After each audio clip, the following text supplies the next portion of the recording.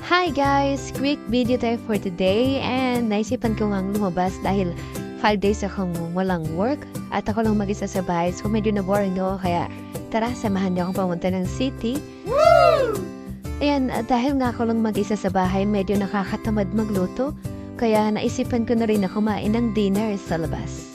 So eto nga pala yung Oslo Street Food nila dito. Pagpasok niyo rito sa loob is makikita niyo napakadaming ba't ibang klaseng pagkain.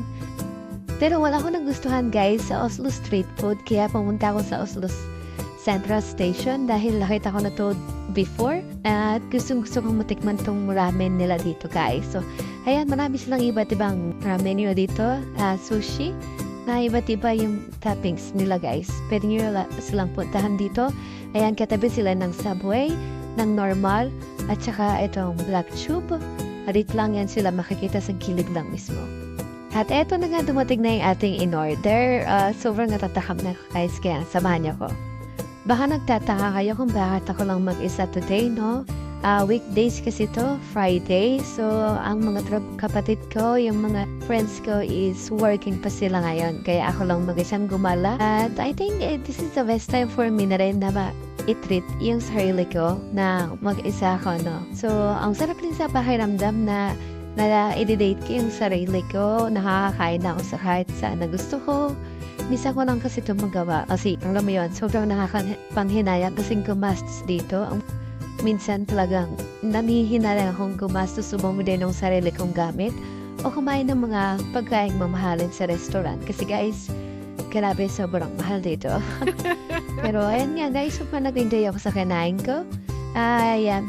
Pupunta ako sa labas, mag-walking ako dahil sobrang ganda ng weather ngayon guys. Kaya sasamantalahin ko yung ganda ng weather at magawawad ako sa araw. So ayan guys, ito pala yung tinatawag nilang Opera House. Nakakita niyo yan dito sa labas mismo ng Oslo Central Station. So ayan nga rin pala guys, yung kanilang library. Libre po ang library nila dito. Next time pasukin natin yan. So, ayan, ang sarap lang magpahinga dito, magmuni-muni, ayan, habang nakatingin sa mga ibon. And, konting upo lang at naisip ako na rin na lumahat pa uwi. Habang sa paglalakad ko guys, ang dami kong nakita ang mga ganda. At ang dami kong dinaanan, ay papakita ko na lang sa susunod nating video para hindi tayo masyadong humaba dito, no?